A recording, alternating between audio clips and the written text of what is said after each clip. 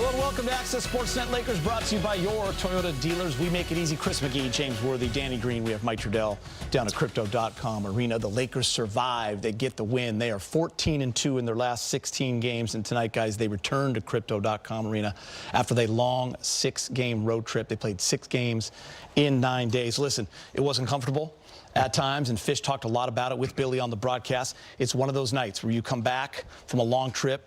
You got dead legs. You're playing a young team that has nothing to lose, playing hard, and you just have to find a way to win. And that they did, James, and they holding on tight to that 3rd spot in the West. Thank God they're holding on to that 3rd spot. You know, 2 of the toughest games to play.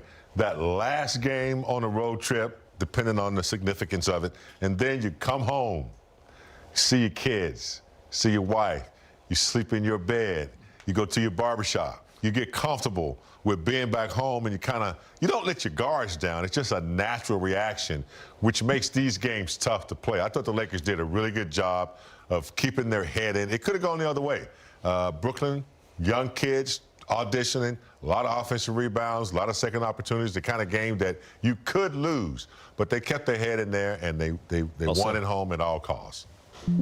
Yeah, I mean, it was a heavy round bout for 3 quarters. That 4th quarter just outlasted them. But like Big Game said, when you come home, it's kind of like a trap game, especially against a young team like that has nothing to lose, a little chip on their shoulder. A lot of those young guys want to prove themselves in contract years. And they made a lot of shots. They took a lot of threes, and they made some shots. They made a lot of threes. So the biggest thing is the Lakers have that veteran experience, got to the free throw line a little bit more, slowed it down. But in the 4th quarter, you know, they used that clutch experience to kind of, you know, take it away a little bit and get a little cushion later on in the 4th. What a wild stat. The Brooklyn Nets with 96 field goal attempts. A lot of attempts. To the Lakers 70. Lakers obviously got to the line a lot more. I do want to start with Luka Doncic because the brilliance has been on display for the entire year. But when you look at what he's done in the month of March, and especially over these last 12 games, again, scoring his average in these 12 games, he got to 41. James, he had 24 at half, 5 of 10 from 3, had the 8 rebounds, the 3 assists, and he just continues to be able to do this every night. It's almost like cruise controls. You know, you set your cruise control at whatever, 85, 90, it's going to stay there. And I'm not saying his game is just really showing the consistency in those areas. Wow. Danny, he's been here for a year. Yeah. And he already has 17 40-point games. You see where he ranks. Right behind Bron. In Laker history, right 7 behind years? LeBron James, and he is going to continue to climb that list. Yeah, it's unbelievable. Like I said, he just keeps climbing ladder. Obviously, Bron has been here 23 years. He's climbing all the other historic. But Luka, as a Laker, you know, he's climbing very fast for a guy that's only been here for a year. But like Big Game said, like, he's just consistent, night in, night out. He got hot. You don't want to make him mad. Things got chippy in there. You know, people talking trash to him. He did get a technical, so hopefully it gets rescinded. We won't know until later on. But if it doesn't, he might have to sit a game. Yeah, we got to talk about that. Hopefully that doesn't deter him or, you know, keep him off the track that he's on right now, because the train he's on, it's at a high speed right now. Yeah, we're going to hear from Luka in a second. 16 technicals, so that means he misses the Wizards game. Big Game James. Oh, the double technical. Yeah. It still counts. Okay. Yeah. Hopefully they rescind it. Yeah.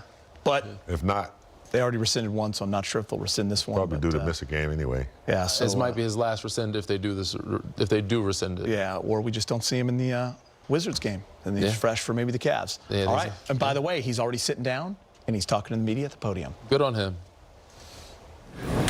Luka, JJ had hinted before the game, just sometimes the first home game back after a long trip can just feel like almost an extension of the trip from an energy standpoint. How did you guys kind of find it in that 4th to separate? Just trying to close. We know what we do down the stretch. Obviously, we didn't play well for 3 quarters, but then it was a good end of the quarter, so we won the game.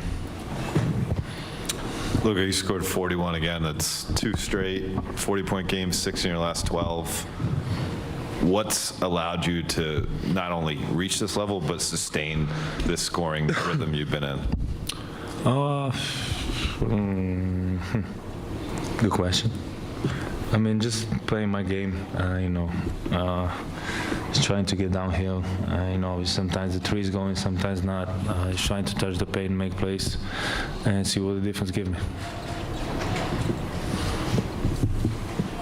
Luka, you picked up your 16th technical again.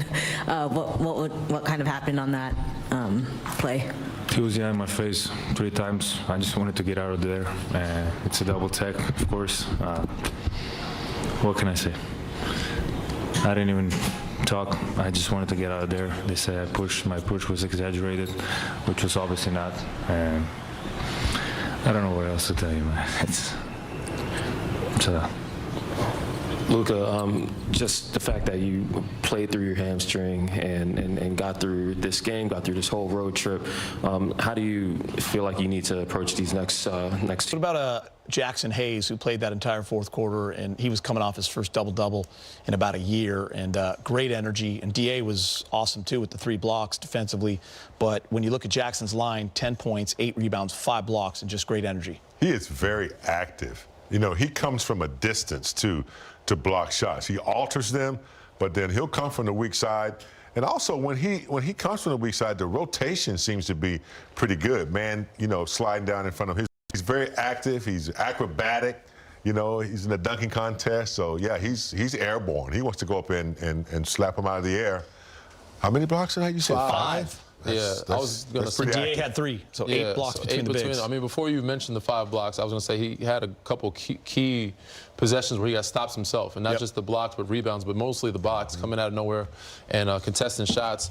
So he did what he was supposed to do, and also, they were struggling free throw line. He didn't shoot great percentage, but he made some free throws down the stretch, some where he kind of started to get the lid off the basket when they were shooting free throws. So he did really well. He had the great energy, the proper approach, still running the floor, doing the little things, and kind of not allowed his team to get into a funk. Yeah, all right, let's get to the highlights so you can see it. Bring it. He's going to be still day to day. I mean, that's the hope. Again, he took 2 hits, one to the one fall that kind of banged his hip up, and then the fall on his ankle. So, but he's improving. And then just the consistency with Luka and the scoring right now. How much does that raise the floor of just everything else that has to happen on offense? Well, I think we've seen over the last few weeks, he's gotten full keys, control. He's the engine, and he's driving a lot of what we're doing on the offensive end. JJ, when you've been gone this long on the trip, what's the biggest challenge teams face, and you guys will face coming back? This game in particular, it's another road trip game. It's just the next city. Looking forward to being home and sleeping in our own beds for a few days and having 2 days off for the first time in season since December 26th and 27th. So that's the challenge. It feels like another game on the road trip when you come back home and it's only a day between games. JJ, you've often talked about building championship habits throughout the season. During this recent stretch of success, what have been the main areas of growth in that department? I would go back to something that's not like a tactical thing. It really is just our ability to bend and not break, and our ability to just play the game. Whatever the game is dictating, we're going to play that game. And that sometimes means less shots. It means changing defenses. It could just mean a number of things, and we just have played the game in front of us. That to me is a habit. It's not trying to manipulate things or trying to look ahead to the next game or we got down 10, we'll just we'll give up. Like those things were all happening earlier in the season. They're just not happening right now. All right, guys, there's J.J. Redick. So, look, we know one thing for sure. This young Brooklyn Nets team is going to play very hard. They are experienced. You're going to see a mix of G League guys and a lot of the rookies that have been playing. And the Lakers, of course, did take care of them rather handily in Brooklyn back in early February. But bottom line, they have to make sure that it's not the relax once you get home after the long road trip. And the way that they've been playing